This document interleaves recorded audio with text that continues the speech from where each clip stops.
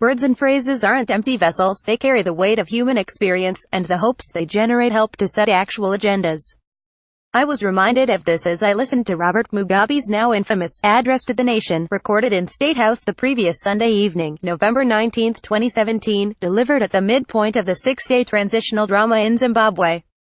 He commented on the developments swirling around him, and gave his reasons for refusing to step down.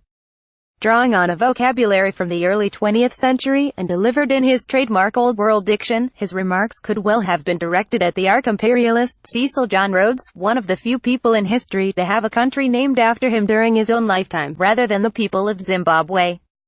At one point he said the Congress is due in a few weeks from now.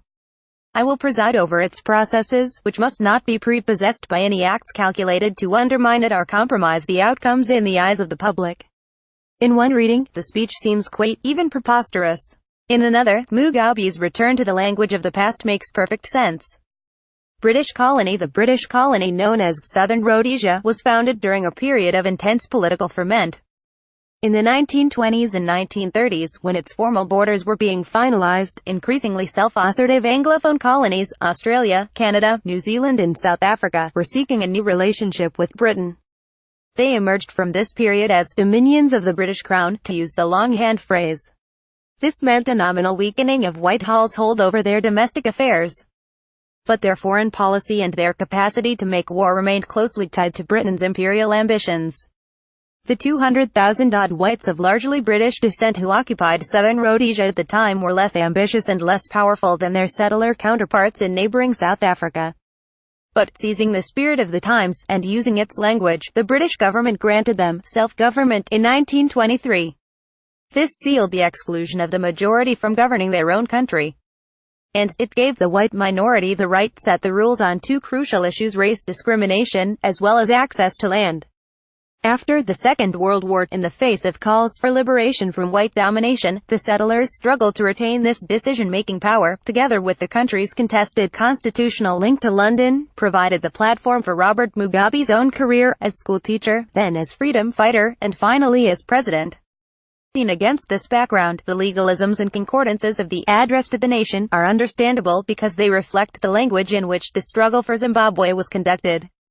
The trap of keywords. Did Mugabe intend to show that the hallmarks of imperial government had not been eroded after almost 40 years of majority rule? Or is there a more obvious explanation that Mugabe or his speechwriters had failed to appreciate how political language had changed during the 37 years of his presidency? It seems difficult to believe the first, so the second explanation seems plausible.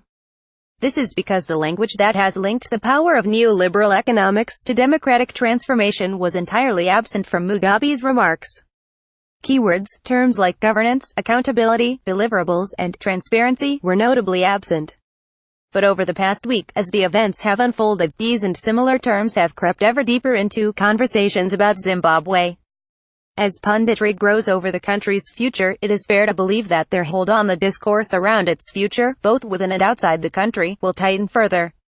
The core problem is that these words, and the diction in which they are used, offer a one-size-fits-all approach to solving complex socio-political situations.